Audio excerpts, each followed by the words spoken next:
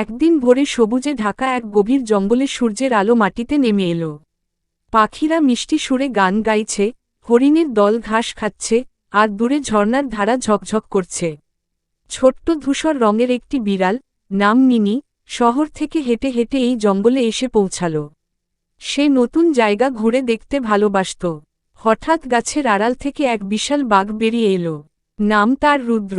Mini ভয় পেয়ে গেলেও বাঘটি শান্ত গলায় বলল, ভয় পেও না, আমি কাউকে বিনা কারণে আঘাত করি না।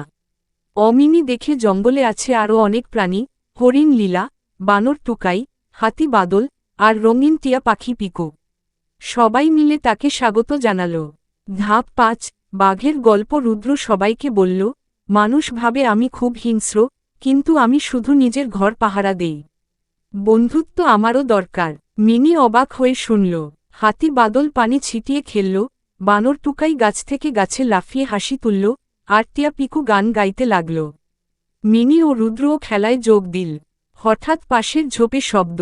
দেখা গেল কিছু শিকারী জঙ্গলে ঢুকছে। প্রাণীরা ভয় পেয়ে গেল।